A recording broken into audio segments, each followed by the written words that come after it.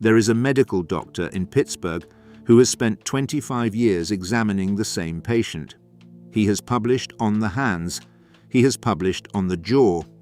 Over the years, he has brought in radiologists, orthopedic surgeons, an anthropologist, and a specialist in ancient Peruvian skull surgery, all to work on this one body.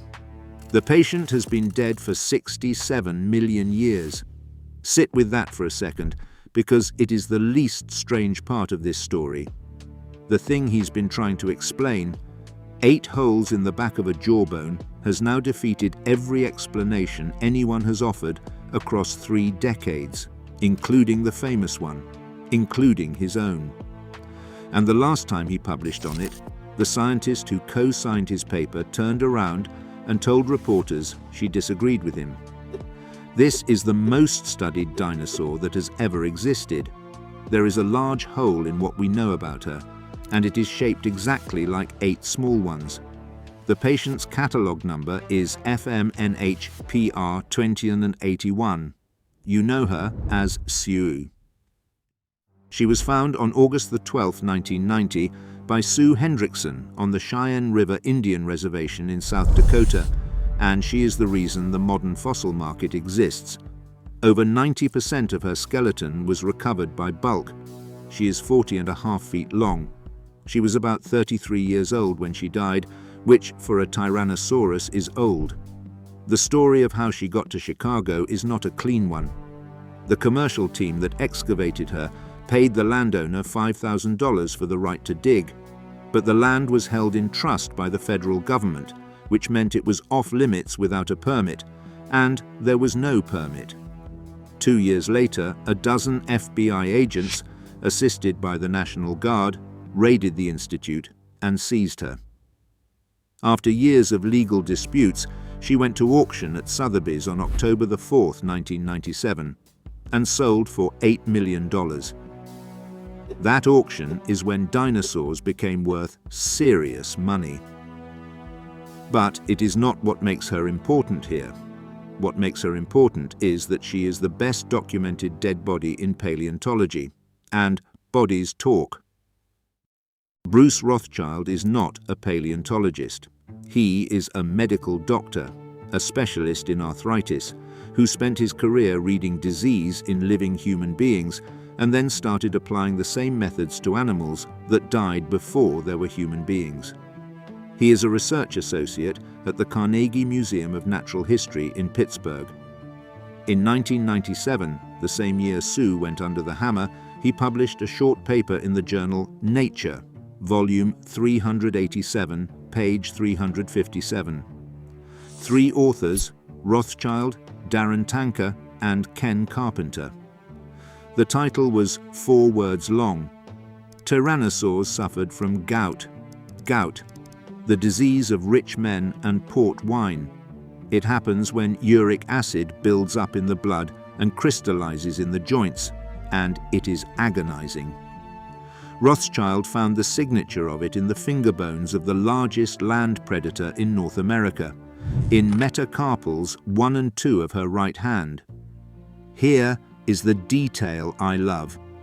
He could not examine the actual bones. The FBI had them. So he examined a cast, saw the telltale bubbling in the surface, and published anyway. That is the man. 25 years later, he was still reading the same body. And Sue's body has a lot to say. She has healed rib fractures on her right side, consistent with a fall. She tore a ligament in her right arm, and it was healing when she died. She had gout in her hands. She was in a great deal of pain at the end of her life. But none of those are the mystery. Along the back half of Sue's lower left jawbone, there are 8 holes. Some of them are the diameter of a golf ball. They go straight through the bone. They are not scratches or dents, they are perforations, and they are strange in a very specific way. They are only in the back of the jaw, never the front. They do not come in rows.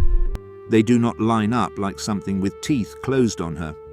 They are scattered, more or less at random, through the back half of one side of her face, and she is not the only one. Roughly 15% of all known Tyrannosaurus specimens have them. Whatever this is, it was common. The first serious attempt at an answer came in 2001. The proposal was actinomycosis, a bacterial infection that eats into bone. It is a real disease, it does real damage, and for a while it was the working explanation. It was later shown to be unlikely. The pattern in extant relatives does not match. Nobody has ever documented a bacterial infection of this type boring through the jaw of a living crocodile or bird, so it was dropped. The second answer was the one museums liked: battle scars. Sue was the apex predator of the Cretaceous, and the image of two tyrannosaurs locked in mortal combat, biting each other's faces, was an easy sell for a gift shop. Tyrannosaurs did bite each other's faces. We have evidence of that. The problem is that face biting leaves messy, ragged damage, and these holes are smooth and clean. So that was dropped too. Which brings us to 2009, and the answer that went around the world. A team published a paper in the journal PLOS One, led by Ewan Wolfe at the University of Wisconsin and Stephen Salisbury at the University of Queensland, with John Horner and David Varicchio as co-authors. They surveyed 61 tyrannosaur specimens and found 10 individuals with these full-thickness holes in the jaw. Their explanation was trichomoniasis. If you keep birds, you know this one. It is caused by a single-celled parasite called Trichomonas gallinae. Pigeons carry it and mostly shrug it off. Birds of prey catch it from eating pigeons, and in raptors it is brutal. It produces a filmy infection at the back of the mouth and throat. It rots the jaw and it leaves holes in the bone. In severe cases, the bird cannot eat or drink and starves. The holes it makes are neat, with smooth edges. They occur at the back of the lower beak. Wolfe found an osprey skull with damage that looked, to him, exactly like Sue's. The conclusion was devastating and irresistible. Sue was not killed by a rival. Sue was killed by a pigeon disease. The infection in her throat got so bad that a 7-ton animal starved to death. Salisbury said it best, and news outlets around the world ran the quote. It is ironic to think that an animal as mighty as Sue probably died as a result of a parasitic infection. He added that he would never look at a feral pigeon the same way again. That was the story for 13 years. It is in documentaries. It is on museum placards. If you have heard anything about how Sue died, you have heard this. It is not true. If you're finding this useful, hit subscribe. I cover fossils like this every week. Now let's talk about what happened in 2022. Rothschild, still working the same body, went back to the jaw.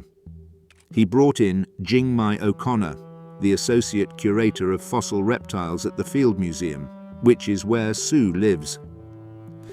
In March of 2021, O'Connor photographed the holes at high resolution, and the team went looking for one specific thing: bone regrowth. Because here is the logic. Infection and injury do different things to bone. An active infection eats bone and the surrounding tissue reacts in a characteristic way. A wound that is healing does something else. It grows little spurs of new bone inward from the margins, trying to close the gap. To calibrate what healing looks like, they compared Sue's holes to healed breaks in other fossil skeletons. Then they did something genuinely unusual. Working with Field Museum bioarchaeologist Stacy Drake and University of Chicago anthropologist Maria Cecilia Lozada, they examined the healed bone around trepanation holes. Trepanation is skull surgery. These were holes drilled into human heads by Inca surgeons in ancient Peru, and the patients survived, and their skulls healed. So the reference sample for the most famous dinosaur on Earth is a set of Peruvian surgical patients from roughly 500 years ago. They also examined a bird's skeleton with a documented history of the parasite, and here is what they found. In the bird, you do see signs of infection, and they are in the back of the throat. But there are no holes bored through the jaw, not like Sue. The verdict, published in Cretaceous Research, Volume 140, Article 105,353. Sue's jaw shows all the characteristics of wound healing in the absence of infection. Read that against the 2009 paper for a second. The 2009 paper said this killed her, that she starved, but the bone was repairing itself. Whatever made these holes, Sue lived long enough afterward for her body to start closing them. The famous explanation did not just lack support. The bone contradicts it. So, what did make them? This is where the paper's own authors stop agreeing with each other. Rothschild's hypothesis is that they are claw marks, and that the clawing was courtship behavior, possibly between two males. Nobody knows Sue's sex, by the way. The Field Museum uses they. Some paleontologists suspect male based on size. O'Connor called this the gay T-Rex hypothesis, said it was fun, and said she does not think there is enough evidence to support it one way or the other. She does not agree with her own co-author. She said so on the record, in the museum's own press release. Her objection is straightforward. If they are bite marks, why are there no holes at the front of the jaw? And you do not see rows of holes or indentations the way you would from a row of teeth, even a row where the teeth are different heights. They are just random, all over the place. Her position is the honest one. I honestly have no clue what formed them, she said. I really do not think they are bite marks or claw marks. Think about what that means. A pathology that commonly affected Tyrannosaurus, that opened large holes in the jawbone, only in the back of the jawbone. That did not kill the animal because the holes started to heal. Now, here is the part I did not expect. The institution that owns Sue is the one telling you this, not a rival lab, not a skeptic. The Field Museum published the press release with the title saying, "Probably not an infection," and put their own curator in it saying nobody knows how they formed and there have been lots of guesses. That is rarer than it sounds. Museums have every incentive to tell you the story is finished, because a finished story fits on a placard and an open question does not. The Field Museum went the other way. So many hypotheses have been put forth only to be shot down, O'Connor said. It is a good paleontology mystery, my favorite, which leaves the doctor in Pittsburgh where he started. 25 years, one patient, a diagnosis of gout, a demolished parasite theory, a courtship hypothesis his own colleague will not endorse, and 8 holes in a jawbone that nobody can explain. The most examined dinosaur that has ever lived is lying in Chicago right now behind glass, with a hole in her story you could fit a golf ball through. 8 of them, actually.